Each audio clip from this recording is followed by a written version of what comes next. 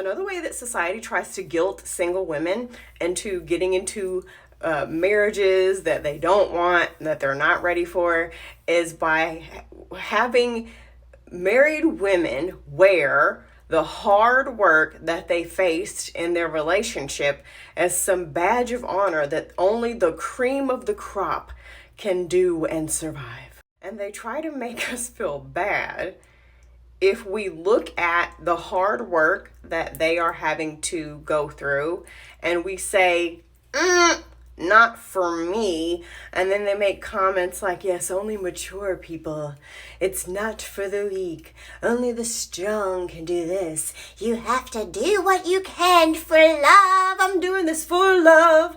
Legally Blonde soundtrack. If you know, you know. It's almost like you are wise once you become married, and you are now put on a pedestal in the eyes of society. So much so that even in 2023, if you live with a man without being married, if you have kids with a man without being married, people will look down on you and not have a lot of respect for you, and then pressure you and constantly question you about when you're gonna get married. A few things. Just because you're married does not mean that you're wise. There's not some magical Disney fairy that comes up and sprays sparkle dust on you and you become this wise person who deserves a Nobel Peace Prize just because you signed a marriage license and said, I do. As a matter of fact, as we have seen repeatedly via statistics, even forget statistics, unless you've been living under a rock, you've heard countless women come forward and share their stories.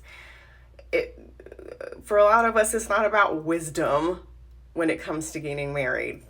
It's about societal pressure. It's about this imaginary biological clock. It's about survival, because a lot of people, times are hard, so they think that the answer is just getting with any man just so they can combine incomes. And we've learned that really combining incomes is sorta, in most situations, a myth, because when you combine lives, bills go up, food prices goes up, you add children into the mix, you got your bills, their bills, and y'all's bills together, so you might even have less money. Some people get married as a rebound because they're rushing from relationship to relationship and they can never be alone, or they're addicted to the high of romance and drama. Some people get married because they feel like they have to, maybe because they're pregnant, or because they've been living together for a long time, or because they've reached a certain age, or because they feel like they're the last person in their friend group to get married, or because they think it'll make them look good. Some people get married because of religious reasons. And unfortunately, for some people in a lot of countries, those marriages weren't even their choice. And quite honestly, a lot of this hard work that people keep making us feel guilty for not wanting to go through isn't about wisdom. Sometimes it's about desperation. Sometimes it's about the lack and complete absence of wisdom. Oh yeah, you survived hard times, or did you just give up and stop trying because you knew he wasn't going to change? Did you survive hard times, or do you have a fear of being alone and you think you can't do any better?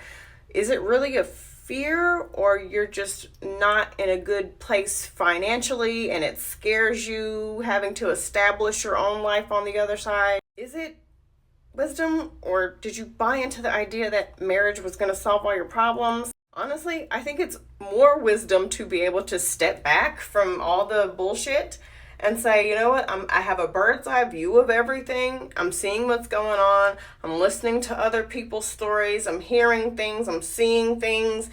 This is not a wise decision, at least not for me. Now, no offense against anybody, friends, family, mutuals who are married. Some of you guys are married to amazing people, and I love that for you. I want nothing but good things for you. I enjoy watching you guys live your best life with your mans.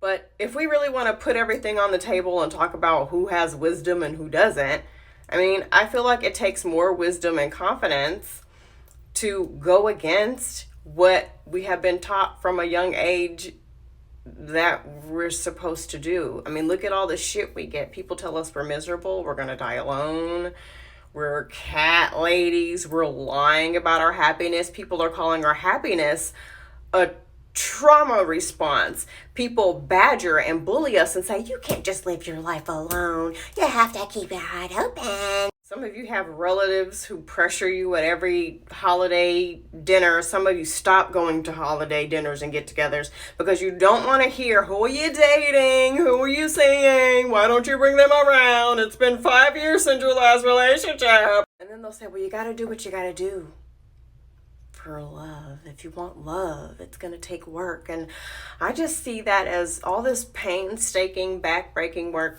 Okay, imagine the most war-torn, violent country of the world, and then randomly one day I say, you know what, I'm gonna move there because I want to give it a try.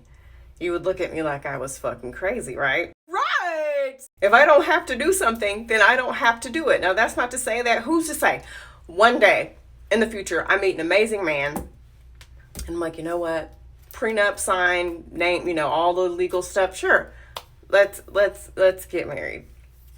I doubt that. But it would come from a place of me knowing that I don't have to do it, me having thought about it for a while, and me having spent time actually enjoying and loving my single life. It would not come from a place of desperation or a clock ticking. That clock, I beat that clock with a sledgehammer a long time ago, first of all. And a lot of times for all this hard work, there is no reward. There is no payoff. It's just two people who learn to exist in the same house together. There's no love, there's no romance.